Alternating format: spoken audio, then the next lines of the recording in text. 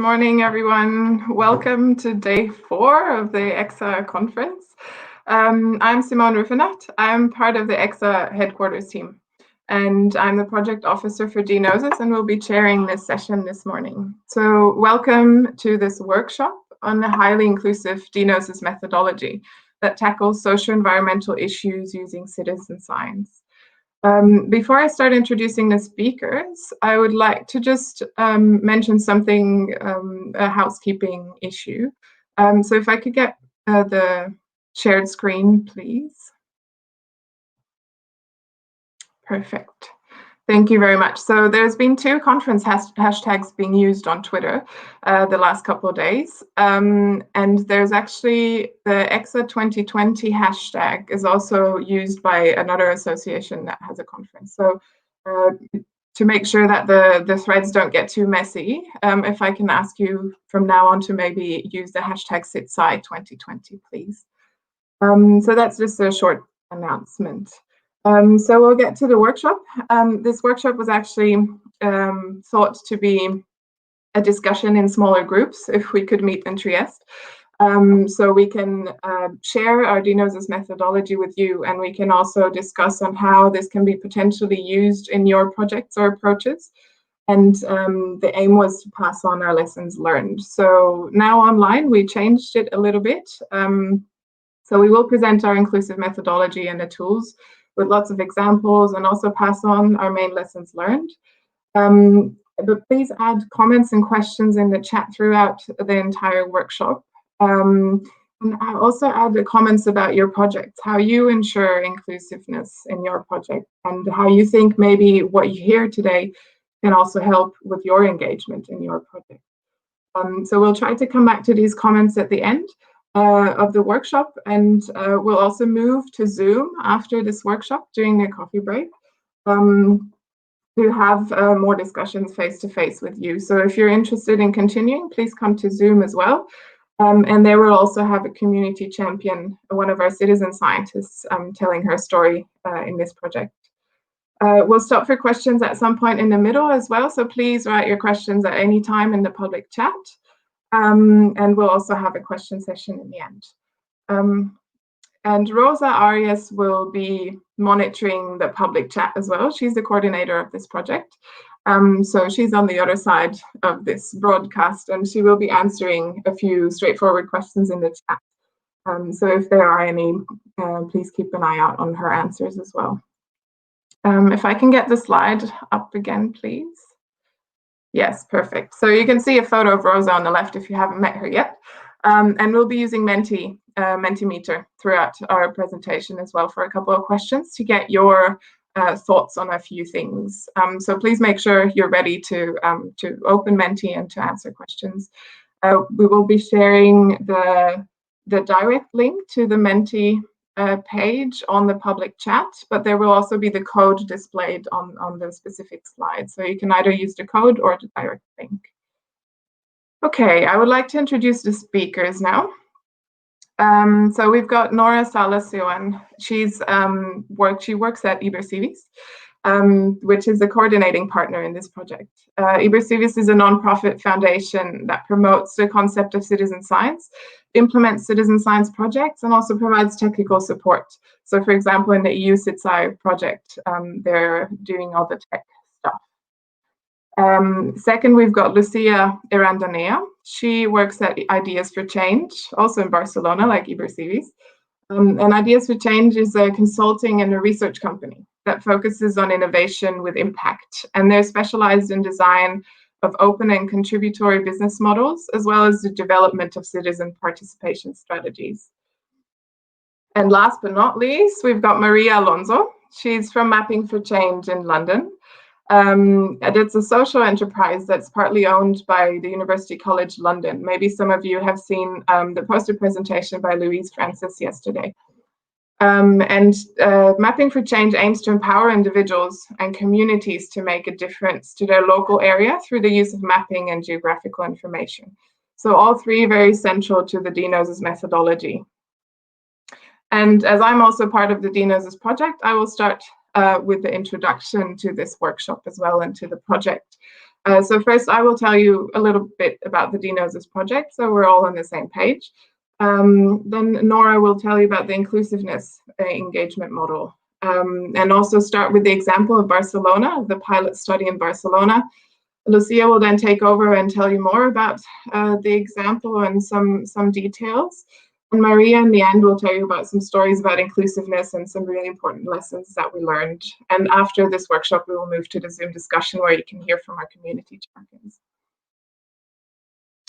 And to start off, I would like to show you a video. It's a short 3-minute video about the project that gives you a really good introduction to it. So if I can please get the video played.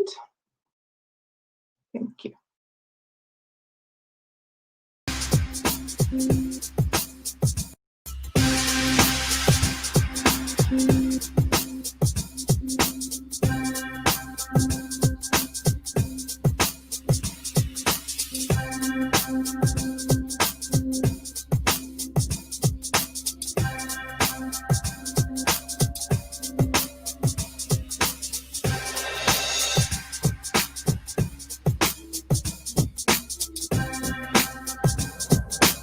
There are several activities like refineries, like hotels, restaurants, coffees. Rellenos sanitarios, vertederos. And we have a case study. It's about a river. It's very polluted. Chemical industry, wastewater treatment installations. People urinating in the street. La industria pesquera. Subprodutos de origem animal. It affects their lives in their houses. The smell causes headaches, problems with the eyes. Problems with their throats, skin issues, allergies. It affects the life of the children. We have occasions where schools are closed. The problem with odors is that they are very difficult to measure. It's not like noise that you have a sonometer and you can say very easily if you comply or not with the regulations. But with odors, what is the parameter that you can use to regulate? DNOSIS is a highly ambitious project that wants to tackle odor pollution by using citizen science. Traditionally, odors are measured in the laboratory by dynamic olfactometry using the human nose as sensor to estimate the odor concentration. However, we can evaluate the impact, but we cannot know the real perception, the real nuisance that citizens are perceiving on the streets. Citizens are experts of their own lives, of their own neighborhoods. So this is a fabulous opportunity for people to contribute odor measurements to address the problem and possibly have amazing impact in a situation that is really hard to control at the moment. In DNOSIS, for the first time, citizens will work together with the industries, the local authorities, and the other experts to co-design local solutions and increase the quality of life in the affected area. We will create the communities, provide training to the affected citizens, and gather real-time odor observations using Odor Collect. The data collected will be validated by the other experts, and from there, we will set the foundations for new regulations on odor pollution.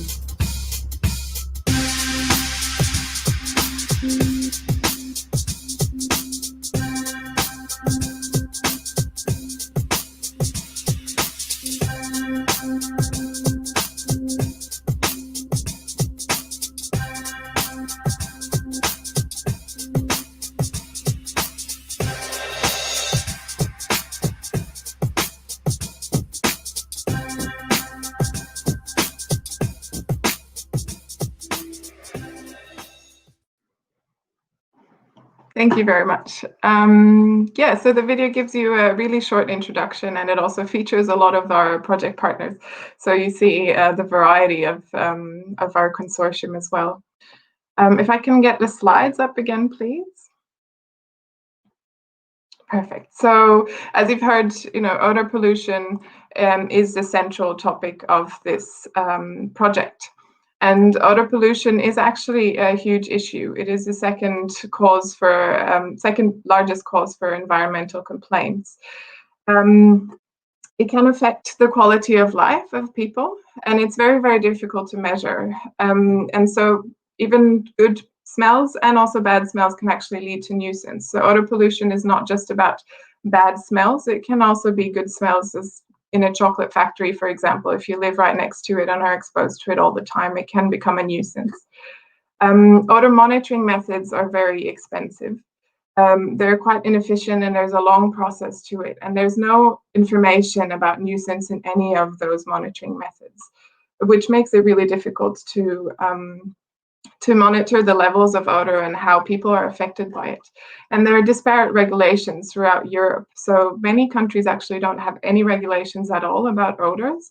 And if there are regulations, they're different from area to area, from country to country. There's no regulation on the EU level at the moment. So the DNOS's approach tackles the odor pollution issue through citizen science. And and so there's no better sensor than the human nose. It's the best sensor there is in this world. No machine can actually do it any better. And so we try to enable the citizens to monitor the odors themselves. So in the areas they actually live in, the areas they know best. And we use accessible online tools. So everything is done as easily as possible for everyone to understand and to use. The advantages of this approach is that it's very cost effective. It's accessible to everyone. It enables the identification of patterns of odor episodes across space and time, and so that we get real-time measurements of odor episodes. And it enables the identification of potential sources as well. Often the odors are around, but the sources are unknown. So it's a good method for that as well. Thank you. The Principle 10 is central to the DNOS's methodology. It states that citizens should be included in handling environmental issues, and that public awareness and participation should be encouraged through making information openly accessible. And this is really central to DNOS, as we try to make access to information as easy as possible. We encourage public participation in all kinds of ways, and we try to achieve environmental justice. The Sustainable Development Goals are also central, and especially the ones about good health and well-being, sustainable communities, and the partnership SDG. So the leave no one behind, basically, as was nicely stated on Monday in the SDG session. And within our project, we have the quadruple helix model. So this is basically our way of leaving no one behind. The quadruple helix model includes citizen associations on the one hand, on the other hand, academics and odor experts. And then there's also the industries, the SMEs, the emitting industries, for example. And we also have the local governments and municipalities, regulatory authorities. And within the project consortium, we actually have partners from all 4 of these quadruple helix stakeholder groups. So even within our consortium, we left no one behind. And as you heard in the video, we are trialing the method in 10 pilot studies. Most of them, so 8 of them, are in Europe. It is a European project, so most of them are in Europe. But we also have 1 case study in Chile and 1 in Uganda.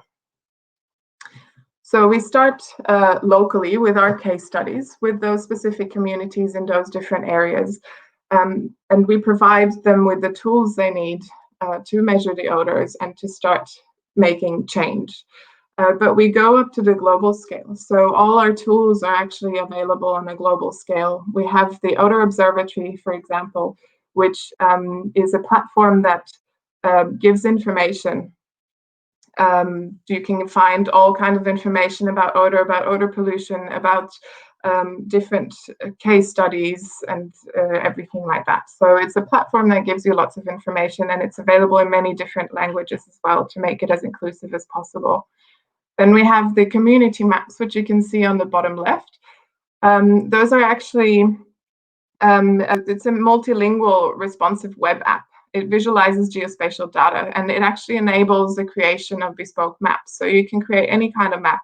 And within the project, we've used community maps, map communities affected by odors. So there are maps that you can have a look at to see where people are actually affected by odors.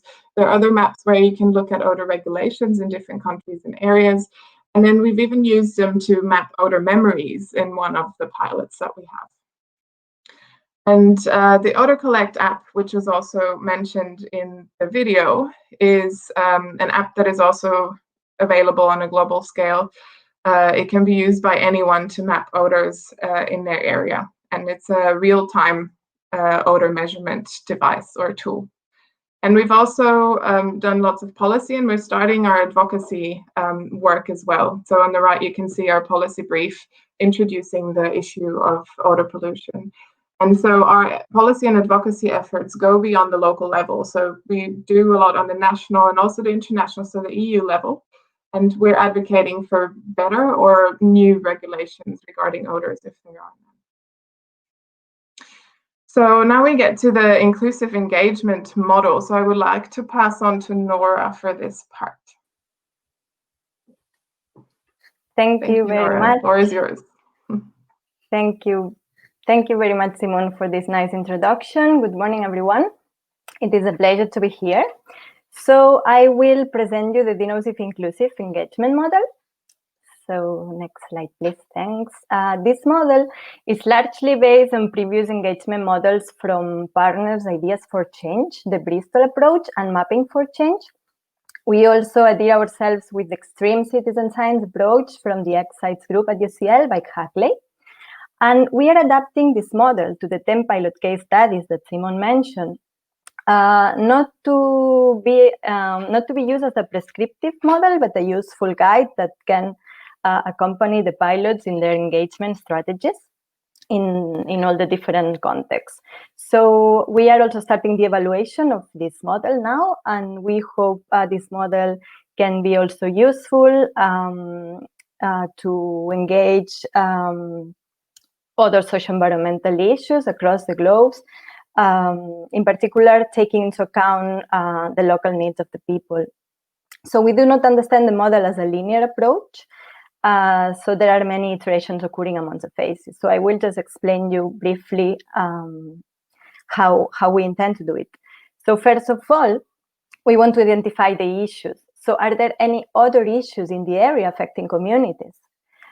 In the second phase, we ask ourselves which stakeholders, if we have identified this issue, are and should be involved, how to engage them. From here, I will explain later, but we build a stakeholder map, and we start with stakeholder recruitment, following the quadruple helix model that Simon mentioned before. So then we go into the third phase, which is frame the problem. So how can we better understand the problem?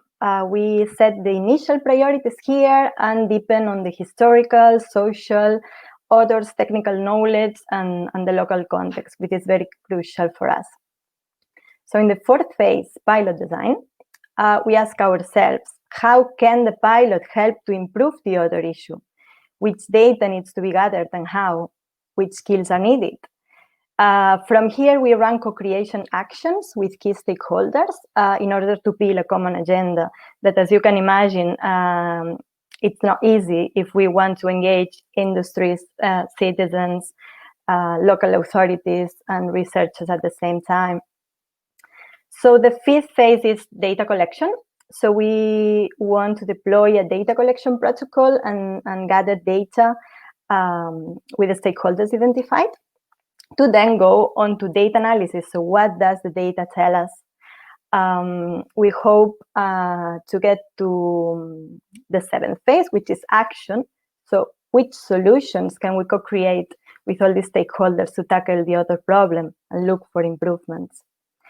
And last, it's the outcomes phase. So here we want to reflect on the process, the outcomes, and the policies common. So next slide, please. So one of the crucial characteristics of our model is to be highly inclusive. So we want to include people affected by the other issues, regardless its social realities, sociocultural background, socioeconomic status, age, gender, literacy levels. We understand that everybody in an area that is affected by others can participate and can have a voice to tackle the issue. Everyone has a nose also, as Simon was saying. So in order to do so, we try to check our inclusion levels, we can say, within each phase. So we have created some tools for the partners to ensure that inclusive is met in engagement actions. So for example, ensure that all social groups affected by the problem are represented. For this, we always have to adapt our engagement strategies and tools, mind the language, identify less vocal groups, amongst others. So once we have got the model, which is like the theory, how do we get the people? That's the tricky phase. So we want to share with you the example of Barcelona. Barcelona is the pioneer pilot of the project in the forum area. The affected area is located, as you see in the map, in the northeast side of the city by the coastline. One of the city ends. Next to there's another city that is called San Adrià, which is also affected by others. So in terms of engagement, it has been very interesting, as this is a very complex area with a diversity of social realities, to which we have needed to adapt and be very flexible to engage everybody, as I was saying, explaining the model. So the forum area has suffered from a historical problem. There's multiple sources of odors at the same place, treating most of the ways of the city. So you can imagine that the odors are not pleasant at all. We choose this pilot because of this complexity in terms of the emitting sources and in terms of engagement. And we also choose this pilot because we had technical knowledge on odors by Rosa Arias, working in the area before, and also because we hoped for a feasible collaboration with the regional authority, which we tried to include in the Diagnosis Advisory Board, and they are within the project, because they manage most of the other emitting activities. So we thought this could ensure that change would happen in the area. So just a little story here. The forum area is called Forum now because in 2004 there was a big event called the Forum of the Cultures that I think it had to happen in many cities in the world, and then I think it was not very successful, so it happened just twice, if I don't recall badly. So this is a funny campaign that happened at the time. And actually, for those who are not familiar with Catalan, ferum in Catalan is nuisance, is bad odors. So this tried to be a protest against a big polemic on the speculation that took part in that moment, as real estate agencies created high standard buildings with apartments, a big shopping mall, a nice park. So the area changed so much, and a new neighborhood appeared with this event. But then also there were a lot of social disadvantages for a lot of people who was living there that had to move. You can imagine a little bit, and the sign is funny because so it plays with the word forum, playing it with ferum, which is bad odors. Next, please. So yeah, just to show you a photo of the area. So you see some nice views with the coastline, the sea, some boats, some refurbished area. But as you can see, there's this all multiple other emitting sources. There's the waste and wastewater treatment facilities, sludge treatment plants, incinerators that treat most of the waste of the city. So they are all, yeah, thanks. They are all here. So you can imagine that it's difficult to inhabit being so close with all these plants. Next. So in terms of engagement, just to show you also what I was saying, you can see the differences and the contrast between the new area created from 2004 with new buildings, boats. You can see at the end some of the meeting industries in the photo at the left-hand side at the top. But then there's also a very disadvantaged neighborhood, as you can see in the photos below, which is called La Mina. which if you were born in Barcelona and you were little, you never wouldn't dare to go there. I mean, it was like, I don't know. It's a very stigmatized neighborhood. You never would go there. You have heard about murders, drugs, etc. And so that's the contrast. And as you can imagine, we had to adapt a lot in terms of engagement to be able to get to the people there that is also affected by others. So just a hint on the historical background of the area. So this neighborhood where the forum area is, so these photos are where the forum area is, so the photos that you've seen before. So in the 20s, this neighborhood emerged to take migrants from other parts of Spain that came to work for the Universal Exhibition of Barcelona. So in the 60s, the population were mainly from the Gypsy community with around 700 shacks, and in the 70s with nearly 3,000 people living there in very poor conditions. So the neighborhood was starting to be demolished at the end of the 80s, and most of the people went to live in La Mina, in this neighborhood that I was mentioning before. So this is one of the poorest area of Barcelona. So how did we start engaging the people? So we're going on to the second phase now, stakeholder mapping. So we identified the other emitting industries, we identified communities, the public sector, the research institutions that we wanted to engage, and we did an exercise that has proved very useful for us. So we mapped potential motivations and barriers for these stakeholders to be engaged, and we built theoretically mitigation strategies. So that helped us very much in the real life when we had to engage. Next. So then we go into the frame the problem phase.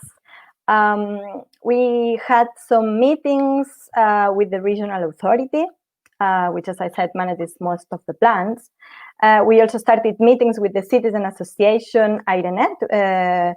We will have a representative of IRENET after in the Zoom debate. So if you want to hear her experience, it will be possible.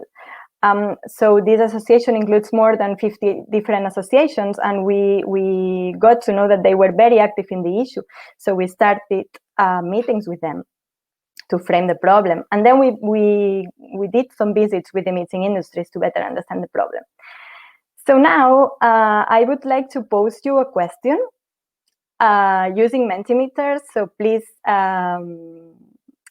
get menti.com ready in your phones or in your laptops and enter the code. So the question I would like to pose you here is, once we got here, where would you start engaging the stakeholders? Which stakeholders would you engage first? Would you talk first with the regional authority? Or either would you go to the citizen association and you would start talking with the citizens about the issue, not having talked with the regional authority before? Would you go to the industries first to see what they think they are doing in terms of causing others in the area? I just want to say that there's not a right answer, so please just guess, and I would just tell you what we did and continue with the story. I know I have to leave some time for you to answer. Hope you are adding your answers now. So 3 different possibilities. Start with the regional authority. Second, start engaging the citizens within the association. And third, start talking with the emitting industries. So let's see if we can see some results here from the poll.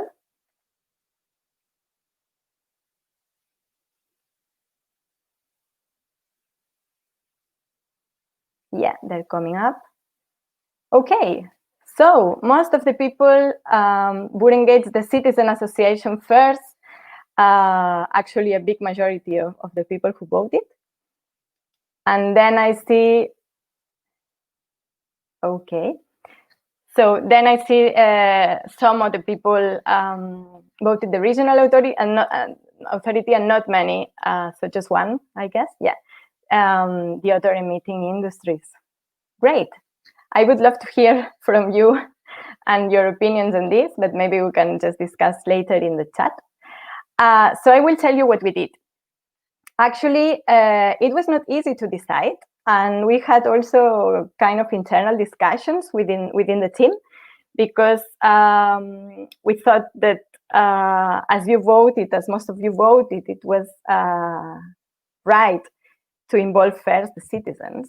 But we came with the decision that it would be good to have first the regional authority on board, because they are managing most of the plans and the meeting industries, and we really wanted. So our desire, our aim with the pilot was to improve the others in the area, and we thought that this was crucial in order for change to happen in that sense, in an area that has suffered historically from this problem. So obviously then we started engaging the citizens also, but first of all, we wanted to have the regional authority on board. So yeah, just to tell you some of the barriers that we encounter here. So with the regional authority, we had many concerns and fear at the beginning. They were talking in the first meetings. They couldn't see that we were going to disseminate a map with a lot of dots with bad odors in the area. So they were very afraid on this. We also encounter many deficiencies from the CSO, because as I told you, it's a historical problem. So they just thought that we might be another project just promising solutions with little effect. And then we found deficiencies from the industries to share any data available. And actually, we are still facing problems with this. So the stakeholder map exercise that I was telling you before helped us to have arguments and build dialogue towards these barriers. So we were presenting an innovative scientific methodology based on previous successful initiatives from the other side and from the citizen science and engagement side. So for us, it was crucial to show that we were involving all actors from the quadruple helix, promoting dialogue and transparency. So we wanted to build a common agenda where everybody could be including. So that could strengthen the relationships amongst actors in a community that it's still fighting for solving this problem. So what did we do to start engaging the citizens, the communities? So we went where the community is. Actually, I think Lucia and myself moved to the forum area for a while. We could have rented an apartment there for some time. So we started to visit all the associations that we found. We started to speak with everybody. We went to the businesses. We went to the historical archive in La Mina, which is an amazing historical place that shows all that happened in the neighborhood. We heard stories from everybody. We use ethnographic fieldwork, so we use participant observation. We were discussing about this yesterday. So as a means to participate and treat the citizens as active subjects and try to understand the realities and their local needs to be able to build a project where they could feel as you know, as their project also, they could feel ownership, and we could build together something to improve the situation. Next. So here we started to really recruit people that was interested to participate in the project. So we participated also in some programs in Radio La Mina, which was very interesting. we started to know more about where the people was experiencing the others.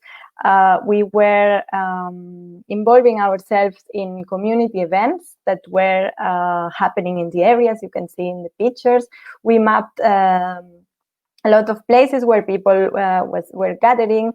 So we were learning a lot about where to find the people. So for instance, for start recruiting moms in La Mina, for example, it just happened that we visited the gym and we saw that most of the families were there from 5 to 6 in the afternoon waiting for their children that were having their swimming courses. So there was a bar there, so we were taking advantage of the bar and we were going there speaking to everybody. That has been our approach. So just, go where the people is and just to give a final message of my talk, this seems very nice, but it's not easy at all. So engagement is hard, it needs time, it's human resources consuming, and I think it's an amazing thing to do, but it needs time and it needs resources. So hopefully all the projects that go for this kind of engagement can have the needed time and the resources just to carry on a good one. So thank you so much. We will pose you another question, but I will give the floor to my colleague Lucia that will continue with the story. So thank you so much.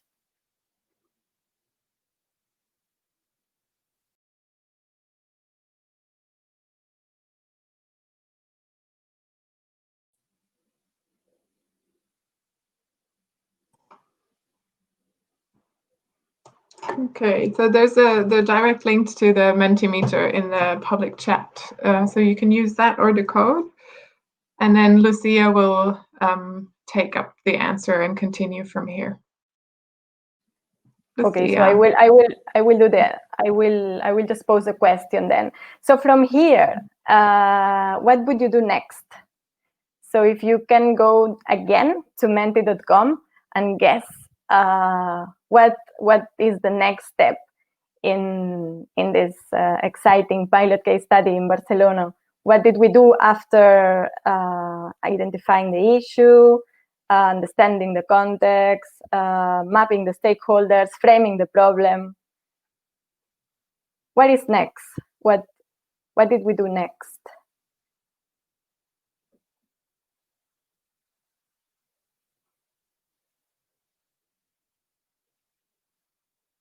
Maybe are there some technical problems on this? Okay.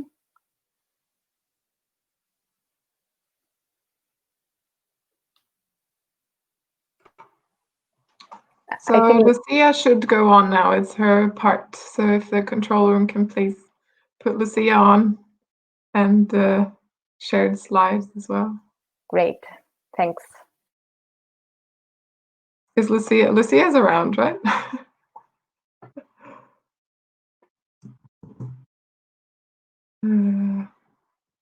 Anyway, I can just Lucia is coming. Okay. Hi, there she is. I'm here. We found okay. Yes, I was lost for a minute, but now I'm here. So thank you very much for participating. I'm very, it's a pleasure to be here. So as you might said, I'm not sure I will work out. Yes, that's exactly what we did. We weren't sure about the methodology because it was a novel one. So what we did was to deploy a beta pilot. This is a beta pilot is a really small scale pilot. Going through all the phases in a really fast way. We had like 1 month of beta pilot, and we test the methodology and the technology that it was also new. This beta pilot allow us to test engagement methods to improve and adapt the training materials and the mobile app developed for the project in the wild. this was with real people in real context, that we could test a short amount of time, in a short amount of time, almost all the steps of our methodology, and to adapt and inform the whole process. If you go to the next one, please. So what we did was to have this in a really, as I said, in a really fast way, the whole process of the pilot. So we did like 4 workshops.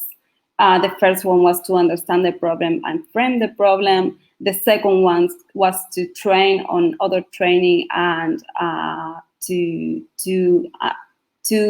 make sure that the other collect app, that it was the app that we would use, it was understandable, and all the things that we should do.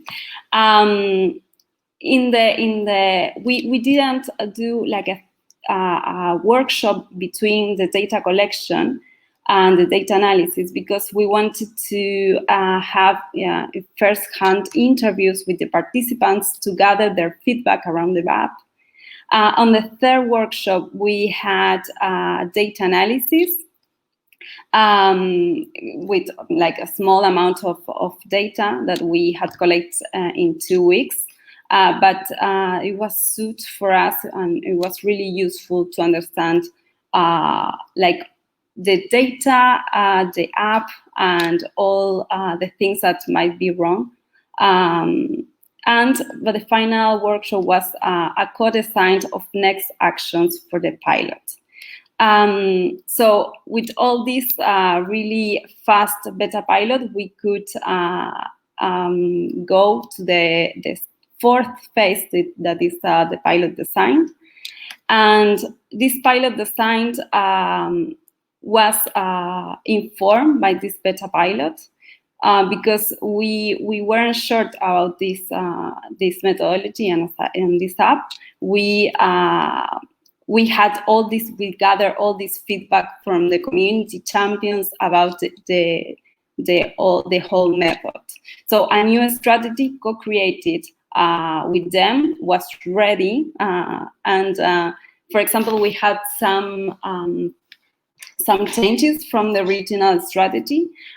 For example, the first one was that we wanted to have one centralized pilot, but after their input, we realized and decided together with them that we have to decentralize the strategy in different neighborhoods, because the reflection was that despite being the same forum area, as Nora said, the neighborhoods were very different, and we couldn't have one single spot and one single strategy for them.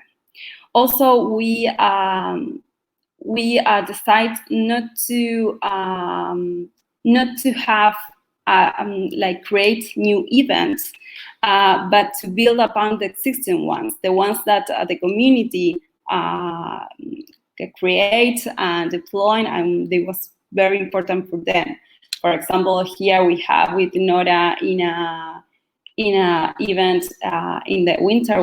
It was really cold, but many people came and could understand like the project, and actually we had a lot of participants from this event, and yeah, it was the best strategy for this. And if you go to the other one, please, Maria.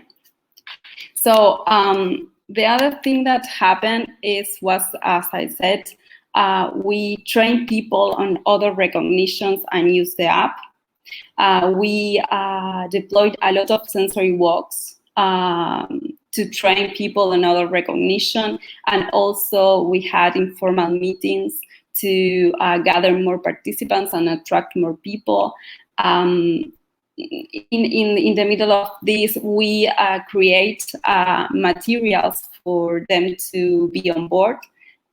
For example, we had this material like user guide for the Odor Collect app that was created and delivered in different hotspots in the forum area to try to get on board with the people. And for the last one, if you can go, Maria, please. Also, as we said, we have a lot of feedback around the Other Collect app regarding functionalities and features. Of course, it was a new technology, so always you have to iterate a lot of times. So one of the things that we could improve were, for example, we introduced new type of authors. There was something that people were asking. For example, they wanted to have not only bad authors, they wanted to have also good authors, a type of authors, because they would say, like, yes, of course, we have, it smells bad sometimes, but also it smells good. So I don't want my neighborhood only smell bad, right? For example, other thing that happened was that we could adapt and introduce a new language. It was Catalan, that here for Barcelona was really important, and it was asked. We also developed a sensory diary for non-digital participants. As you might know, the methodology try to foster inclusiveness. So we didn't want to left people behind only with a digital app. So we create this sensory diary for non-digital participants. In our case, it didn't work very well. Like in our pilot, only one person used it. But in other cases, for example, the Chile pilot, it was crucial for them because they didn't have much internet. So in the last one, the next one, please, Maria. Yes, sorry. So during the data collection, because after all these efforts to attract people and to make the base of participants bigger, we could collect 480 other observations gathered with the Other Collect app in the forum area during 12 months, like 1 year. We have learned, one of the things that we have learned is that 12 months is a lot of time to keep people engaged, and this was shown at the data. So the frequency of other observation have varied depending on the engagement action. It was like peaks when we were in events or when we did sensory walks. So having like a really frequent observations in one time period it was a challenge. And also it was the intense, also the frequency was related with the episodes that happen in the area. So it was like these two things that we have learned regarding data collection. And after this year, we have analyzed. So the second one, yes. So we have to go to the next phase, that is analyze. But before this, we want to ask you, what would you do with the data? In my experience, people is very keen of gather data, but when they have to decide what to do with the data, that when the problem starts, because it's like you have a lot of data gathered in this time period, and then you have to do something like it was crucial. So it's a challenge. So what would you do with the data? If you go to menti.com and enter the code 432927.1, you will have like 3 options, like create, the first one is create a detailed report to share with local authority. The second one is organize workshop with citizens to analyze the data. And the last one is consult experts and emitting industry. So if you have.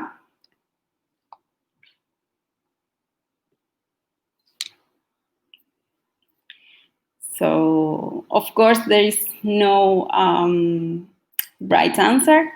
Everything is permitted because it's all research and we are all learning. So, perfect. So most of you said that organize workshop with citizens to analyze the data. And in less people say consult experts, and only 2 create a detailed report to share with the local authority. Well, in our case, we checked all the boxes. We did everything. Well, we are doing everything. So what we have here is a data analysis, a preliminary data analysis. That it was really, really good to see all the things that we have been doing also with the people. So the data collected shown that most reported odors by citizens correspond to the odor emission activities in the area. That was like wastewater treatment plant. That is what the type of odor was, wastewater.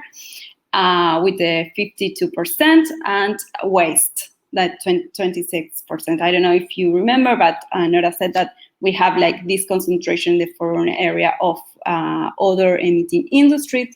One of them is the waste water treatment plant, and the other one was the waste plant. So these percentages were consistent through all the data collection, this one period time. And also what we found it was that something that citizens suggested at the beginning of the pilot was that the other episodes increased at night.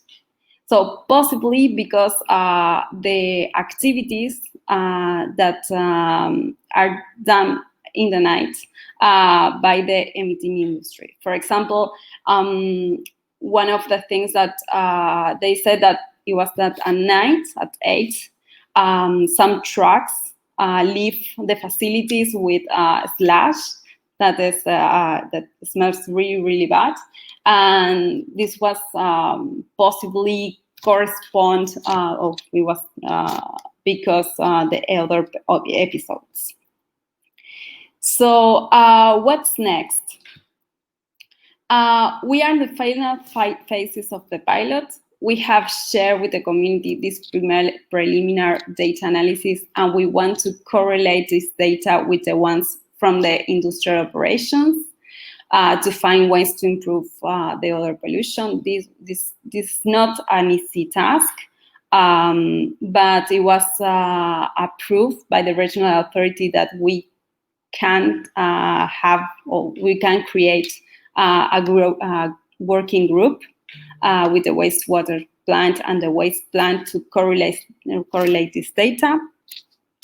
And all this information will be shared with the community and reflect in a report to the community as part of the action phase. After this, we will decide together the final action. So we are in this phase that we are entering in the action phase. So you will have to wait to see the final results of this pilot. But yeah, we are doing it. So I think that this is all. If you have questions, I know that you have been very active in the chat. So maybe Simon, if you want to, or Maria. Yeah, thank you, Lucia. There were actually a lot of questions and a lot of discussion in the chat. So I think at this point I might ask a couple of questions before we move on to the lessons learned. Let me check. So there was a lot of discussion around the quadruple helix model, so lots of people who would like to know more about it. There were some links shared as well. As I said, Rosa is in the chat, and I saw that also Louise and Hannah, also from the DNosis project, are quite active in sharing deliverables and links and papers. So there were quite a few things shared there. But is there anything, Lucia, you or maybe Nora would like to add or elaborate on about the quadruple helix model?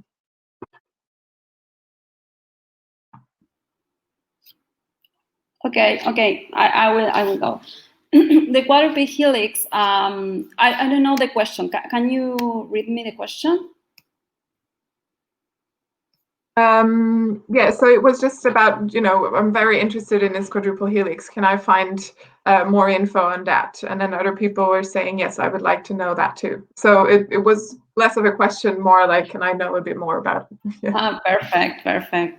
Well, this is a very interesting thing from the DNosis project. The quadruple helix wants to include different actors, stakeholders, from the experts, from the academy, from the regional authorities or political authorities, or the local the local industries and the citizens, all together to co-create this kind of research projects. So we aim to gather all this, to include in all the methodology all these stakeholders, because we really believe that only with them we can have real improvements in the quality of life and so on. So I don't know if Nora wants to add something. Yeah, so I think one of the questions was related to the first Mentimeter, so who to engage first. And as I said, that was not an easy endeavor. Actually, we had many internal discussions about this, because we didn't know what was the best action to undertake in that sense. We were fearing that if we would engage everybody at the same time, for example, we knew that the citizen association that at the beginning had defiance towards us. We didn't know if they would use the information to write an article in the paper, then the regional authority would think, what is this? So we had to be very careful with this, and the same with the industries. So we feared also to have conflict with the industries if they would know that we are engaging citizens. So both from the side and the perspective of the regional authority and the industries, of course, for them, they had a lot of fear about us engaging the citizens. They would think that this would be worse. I mean, giving them a tool to map the odors of the area. They were understanding this as something that could harm them a lot, instead of giving them data of the problem and strengthening the relationships, being transparent, and all these things that I was explaining before. So I don't think there's just one choice. But we thought that it was better to engage the regional authority, as they were also door openers from us to the industries, to the Barcelona City Council, to other public institutions. And we thought that was the best choice. And actually, I think it was. I mean, it has helped us a lot to have the regional authority on our side. I hope this answers the question a bit, as this is a very interesting discussion anyway. Yeah, thanks, Nora. Yeah, I think the most important point is really that there is no right or wrong. It is different in each case, and also in each of the pilot studies we adjusted to the local situation. So we did things differently. Some people were suggesting to go to the industry first. Some people were saying I would go to the industry last, because they might just do what they're told, but the bare minimum. So that really depends on the situation. In Germany, for example, we were actually approached by the industry that were interested in contributing to the project and being a pilot case. So there's even those cases where the industry is really willing to start more participatory approaches. And then, there are all these political issues. Sometimes the industry is linked with the municipality somehow. So it's a complex situation in each case. And so each case needs to be looked at separately. And even within the pilot study groups or leaders, we had discussions about what is the right approach to take. So I think the most important thing is also, I think Louise was the one who also mentioned that, or Hannah in the chat, that the important thing is that we're transparent from the beginning, and we tell everyone, whoever we start with first, that everyone will be involved. And so it is a learning process as well, of how we do it and what's the best approach. There was one more suggestion which we hadn't included. Irinma Ochu was asking, what about going to a university first? So would that have been a possibility in Barcelona, or is that generally maybe a possibility? What do you think, Nora or Lucia? Lucia's signaling. Okay, no, yes, I can answer. Well, the university, we tried to go to the university, but the university, at least at the first step, like in the early stage of the project, we couldn't engage them. It wasn't really easy, but at the end, we are working now with right, Nora, maybe you can answer too, but we are doing with the university the analysis relating with health. So this is really important for some of the SDGs that we are trying to tackle also. Thank you, Lucia. So Irinma followed up with a question asking, and I think Petra Benye also asked that question a bit earlier in the chat. How would you deal with the action part of the engagement model if you have both the industry and the affected communities together? So there can be a lot of clashes and a lot of difficulties in getting them to talk to each other and to understand each other. So how do you deal with the action part of the engagement model? Maybe Nora wants to answer that. Yeah, so we are actually in this part now. So we are analyzing the data, and we are trying to get to the action phase. So I cannot answer like what happened because we are on it. I can tell you that we are creating with many difficulties actually, even for COVID times, because our plan was to meet with the industries, create these groups to correlate the data gathered through the Other Collect app with the industrial operations to look for improvements. So, as a simple example, if you would have some data that is currently happening, some other observations currently happening in the evening at 7, probably some of the emitting industries, for instance, if the other would be related to sludge, could happen that they have, for example, a door open and they are just doing operations with some trucks. This is a simple improvement that it could improve also the nuisance that the communities are facing. So we are in this phase now, and our aim is to run co-creation encounters with the industry, with the citizens, and with the regional authority, and try to correlate this data and understand what's happening and look for improvements. We hope we will get it. It's being a bit difficult because this is a new approach for the industry, and they are quite afraid about sharing data of their industrial operations But we are on it. We have the regional authority on our side, even if for them it's also difficult.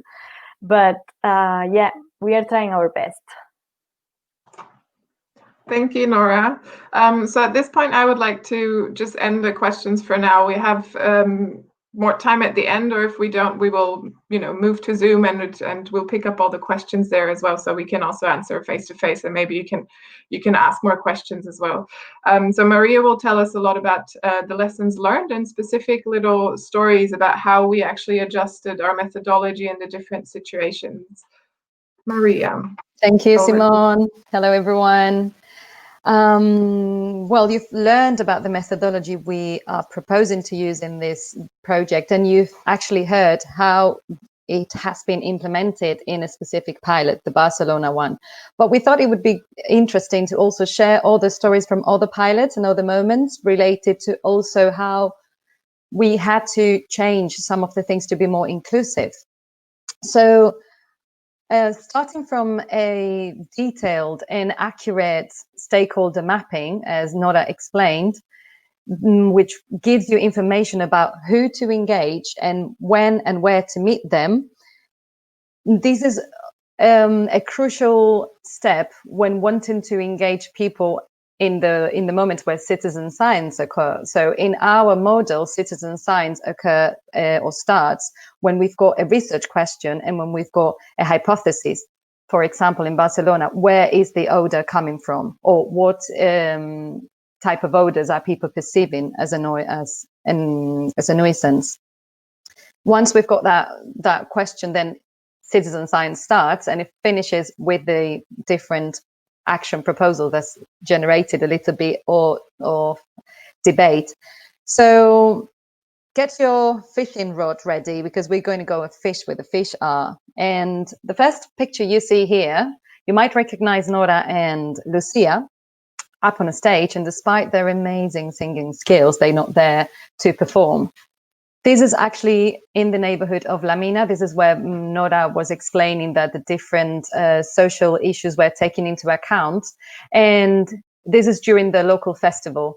So during the local festival, you can meet and you can reach the community because they gathered around the main activity. So what they did, they got up on the stage and then they started to explain the project so they could reach people. And as Nora explained earlier, another interesting factor is like if you're wanting to reach families, for example, you need to know where families are gathering, in this case from 5 to 6 in the swimming pool while the kids enjoy their swimming lessons.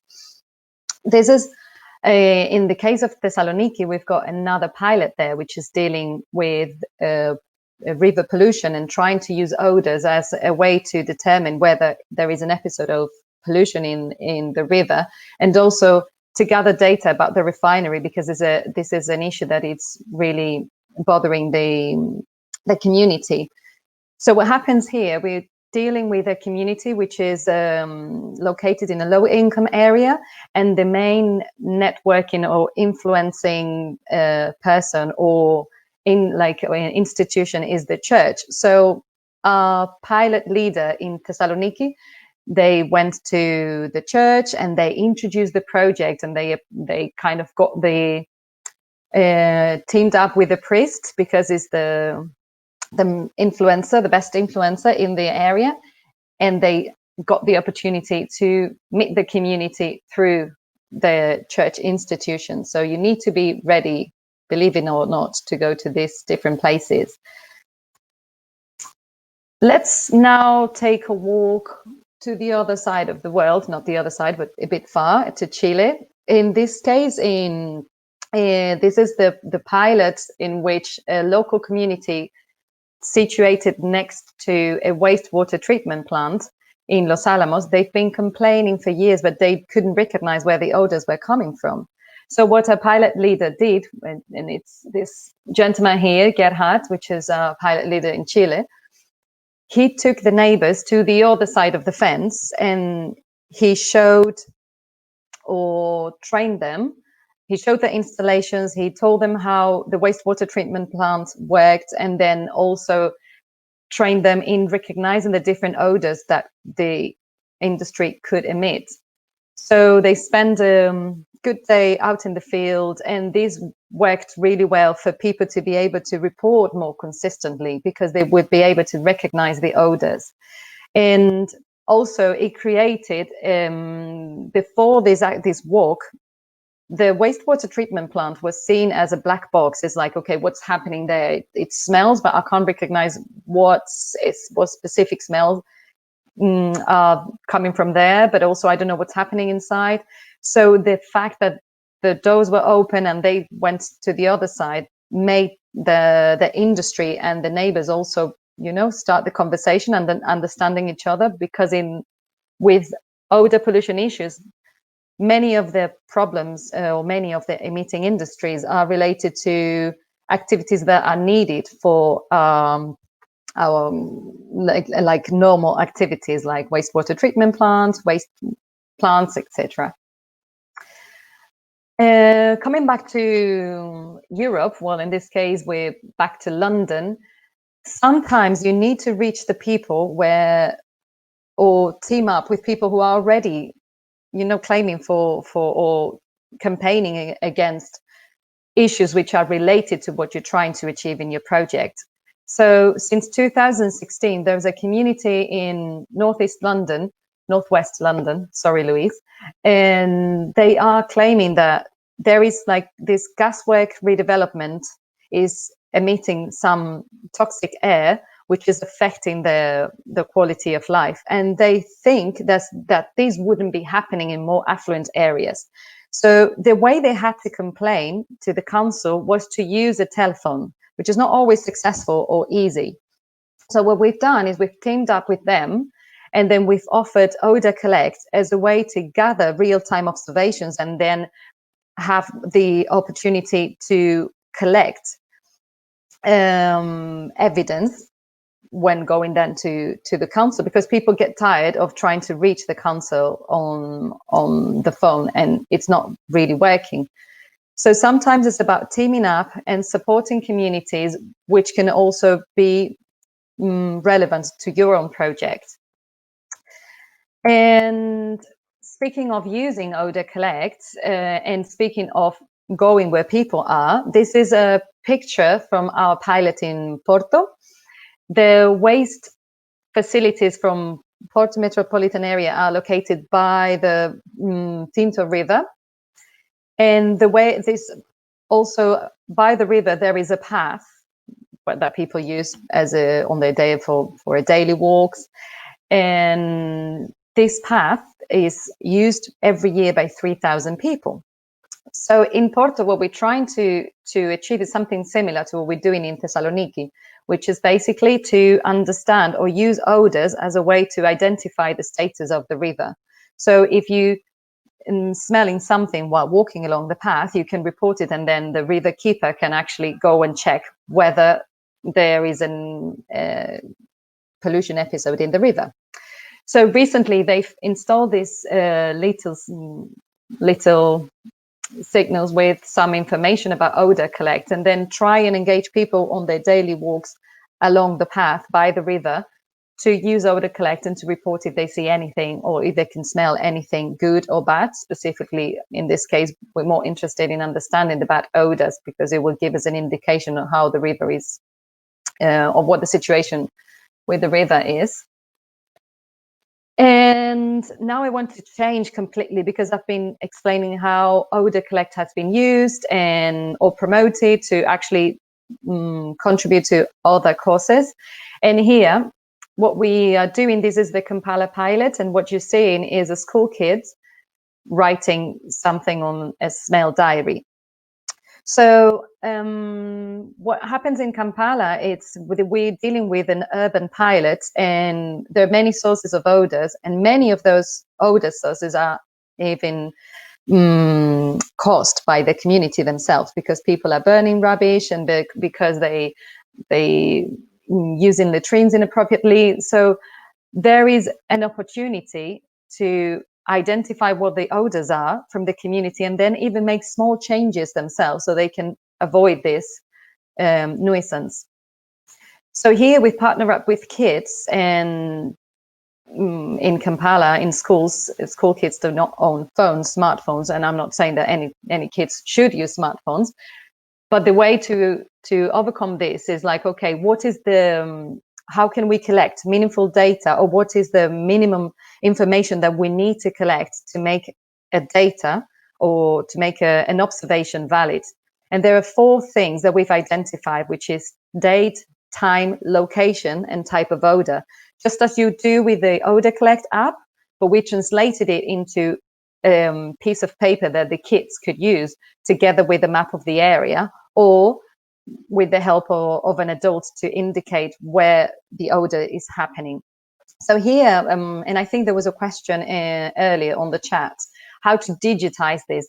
Here, what we're doing is like kids will gather information on the smell diaries, and then the teachers will digitize that information and also teach them how to do that. So it's in Kampala, we're trying to also use this as science, education in science and technology. So kind of both things, dealing with odor pollution issues, but also engaging kids in this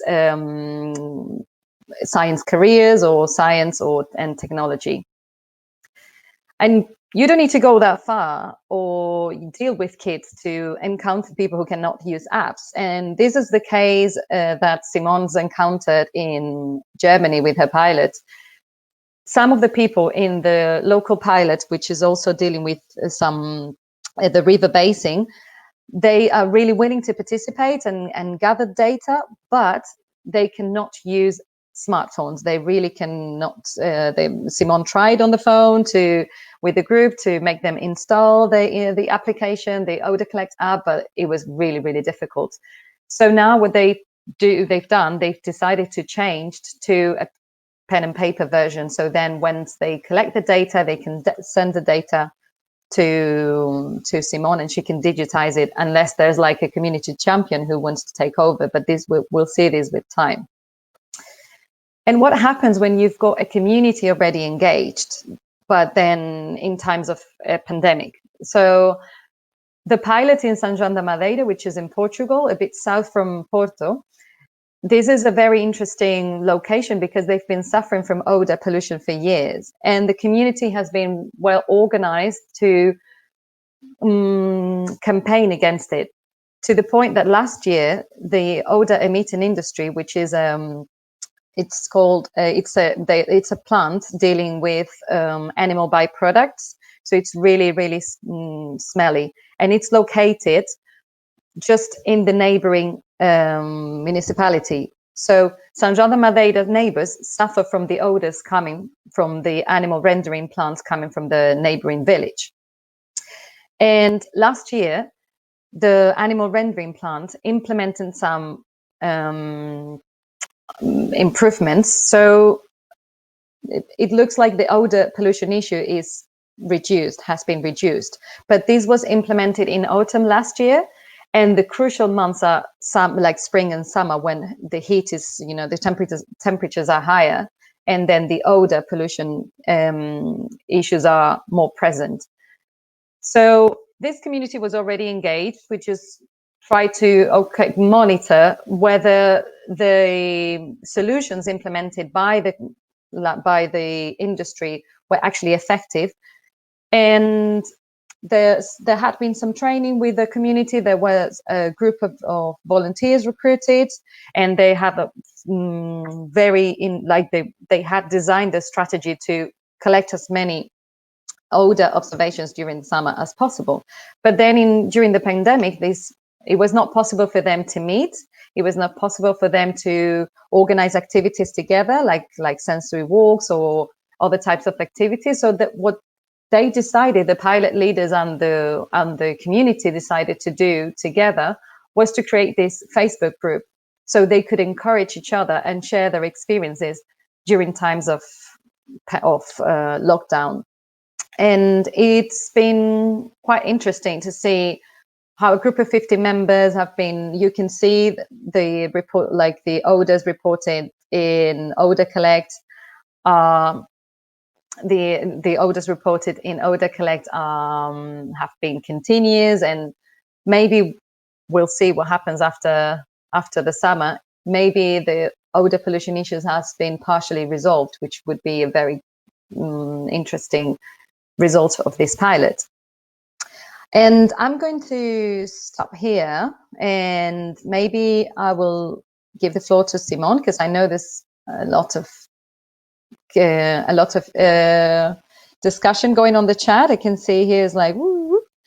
So I don't know if we're going to go directly to the Zoom chat where we can actually invite our community champions so they can explain their own experience as engaged citizens. Simon? Yes, I'm here. Thank you. I would actually like to just maybe ask one or two questions to you, Maria, before we move to Zoom. Okay. There was one question quite at the beginning that I think is fitting with those stories. So Chris Bevelander asked that, we mentioned that we build a theory of our engagement around the motivations of the community. What kind of theory did you use? I'd say rather than a theory, it's more, while building your stakeholder mapping, having in mind the potential motivations for all the stakeholders to engage in your project, and also the potential barriers, so you can anticipate mitigation strategies. For example, and I remember one of the comments, I think from Petra earlier, saying that people might fear to have the data available online in relation to odors because that might decrease the value of their properties. And this is absolutely true. So when you meet the community, you need to be aware of that, and then you need to be prepared. So I don't think we've used a specific motivation or theory around motivation, but maybe Louise could give some more information on the chat. However, what we've done is like to be mindful of the different motivations, barriers, and mitigation strategy for each of the stakeholders. So because that will give you preparation before going and meeting them, or during the relationship you might have with your stakeholders. Thanks, Maria. Yeah, the second question I wanted to ask, or more, the discussion that's going on is has to do with that second point that you mentioned, the negative impacts on potential pricing of the houses and things like that. So there was also the discussion about the industries potentially being aggressive towards the citizens, and what does it actually help the citizens to do to gather data in such an open way. And so Louise was answering in the chat as well that that there are reporting procedures that are often used using the phone. I know that's the case in the UK. It's the case in Germany as well, where people make complaints via the phone. They call the municipality, and that basically makes their complaints invisible. And so what DNOS also tries to do is basically make those visible. Can you maybe also elaborate a bit on that, how that is done, and why are these complaints invisible if they don't actually use an open way to do it, so where everyone can access? And what are the pitfalls, with the industry as well, knowing that citizens are actually gathering data?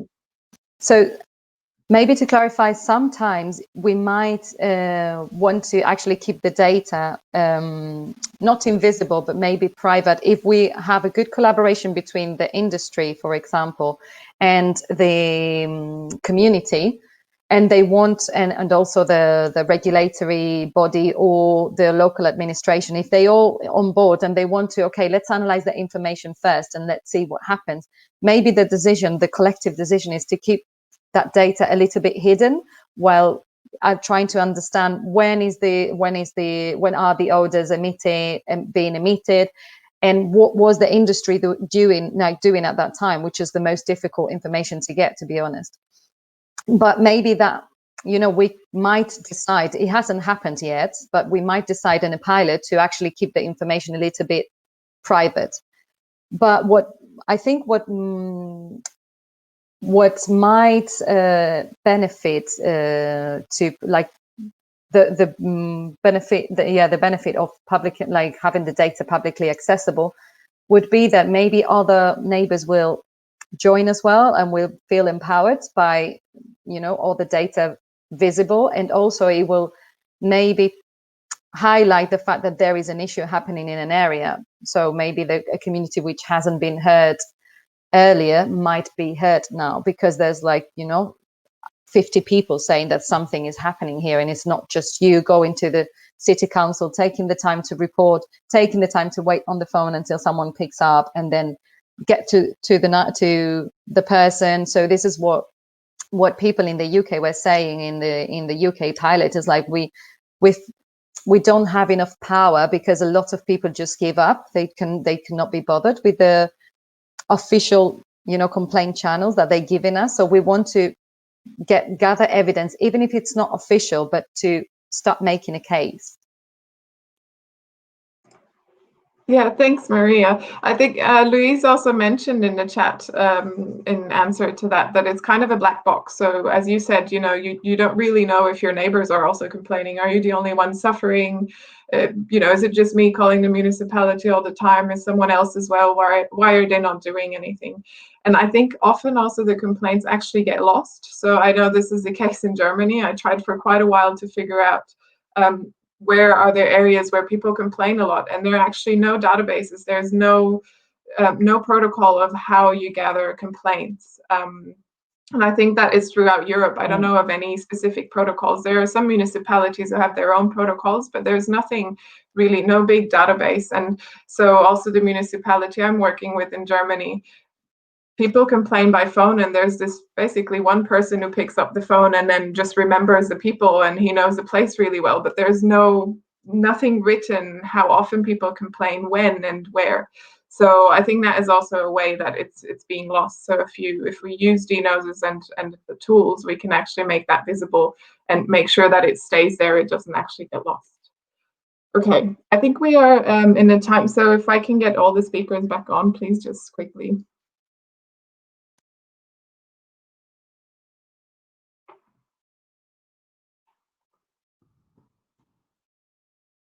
Okay, I'll just move on while they come. So I would just like to thank you all for your contributions, for presenting the DNOSes methodology, and thanks to everyone for such a lively discussion in the chat as well. I was trying to monitor a little bit as well, and we got all the important questions posted in our chat. So there was a lot going on. I think you know, there'll be more discussions. So we will move to the Zoom channel. So if you feel like asking more questions or just chatting to us, and if you would like to hear from Silvina, who's our community champion in Barcelona, she will tell you a bit about her story, how she got involved, why she got involved. So yes, I would like to thank everyone for joining, and hope to see you over at the Zoom in a second. Bye. Thank you so much. Thank you. Bye.